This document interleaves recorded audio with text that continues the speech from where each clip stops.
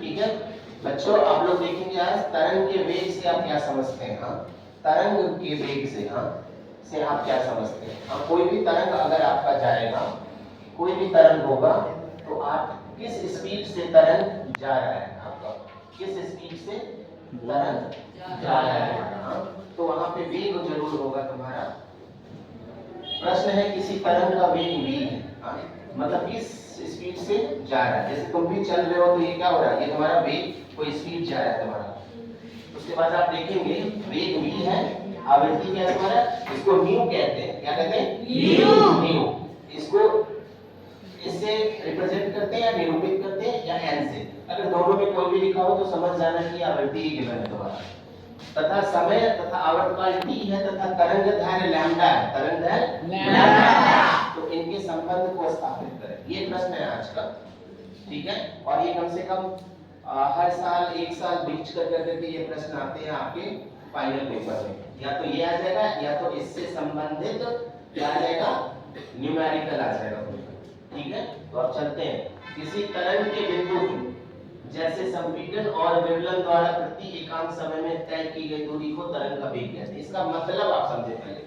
किसी तरंग का, ये क्या है तुम्हारा तरंग, ये तुम्हारा क्या है, ये तुम्हारा तरंग है। हाँ, तो तरंग में संपीड़न और विवलन, तरंग में क्या होता है, संपीड़न का मतलब क्या होता है, पास पास, और विरलन का मतलब क्या है, दूर दूर। हाँ, ठीक है, द्वारा प्रति एकांक समय में एक सेकंड में कितना ये तय की गई दूरी है, कितना दूरी तय कर लेता कोई तरंग प्रति एकांक सेकंड, एक सेकंड में कितना दूरी तय कर लेगा, उसे हम तरंग का क्या कहेंगे, वेग कहेंगे। ठीक है ना।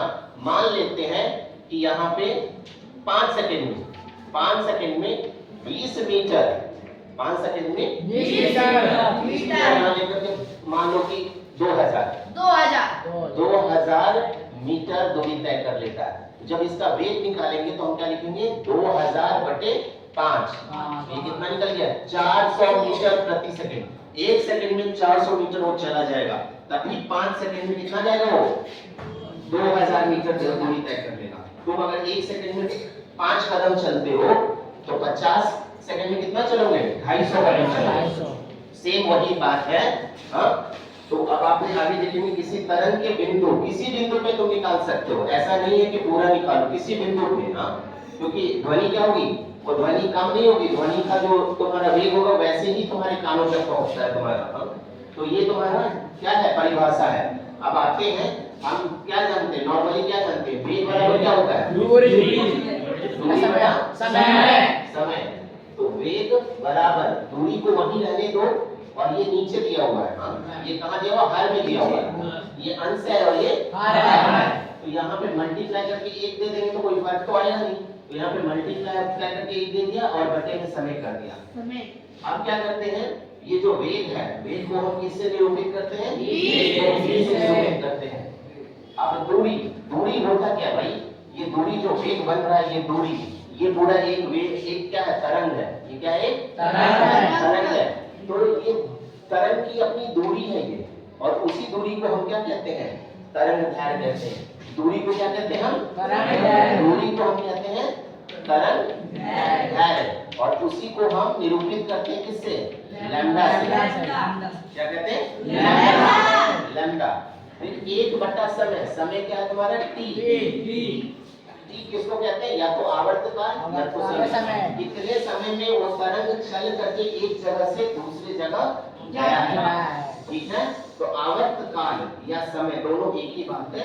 तो आप देखेंगे 1/t क्या है आपका, 1/t को क्या कहते हैं, यहाँ देखेंगे ये देख लो 1/t न्यू है यहाँ पे, तो इसका सूत्र यहाँ पे लिख लेंगे, न्यू बटा बराबर 1/t।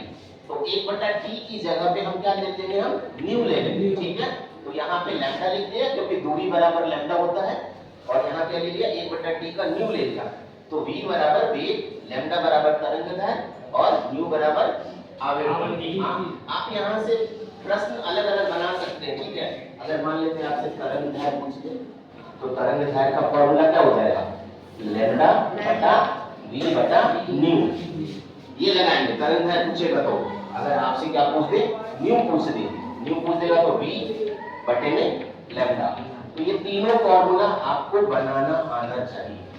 कैसे सीखेंगे ये? जैसे 3x बराबर y बटा z, ये होता है। हाँ, अगर y की वैल्यू हम पूछे तो y बराबर क्या हो जाएगा? हाँ, 3x into Z, 3x into Z. अगर z बराबर पूछे तो क्या हो जाएगा? हाँ, तो ये क्या हो जाएगा बताओ? y बटे 3x। तो आप ये सीखेंगे तभी आपको ये समझ में आएगा, नहीं तो नहीं समझ में आएगा वो। तो आप हमने क्या निकाला है? लैम्डा, लैम्डा के साथ क्या जुड़ा हुआ है? न्यू। तो न्यू किसके नीचे आ जाएगा? v के नीचे आ जाएगा। अब जब मैंने न्यू निकाला तो क्या आ जाएगा? ये लैम्डा काउंट क्या आ जाएगा? नीचे आ जाएगा। ठीक है, तो ये दोनों सूत्र आपको याद रखना है। इसके साथ साथ इकाई भी आपको याद रखनी है। वेग की इकाई क्या होती है? वेग की इकाई क्या होती है? मीटर प्रति सेकंड। आप सभी लोग ध्यान देंगे, बिना इसके आप नहीं कर पाएंगे। मीटर प्रति सेकंड। लैम्डा का क्या हो जाएगा? मीटर। और न्यू का क्या हो जाएगा?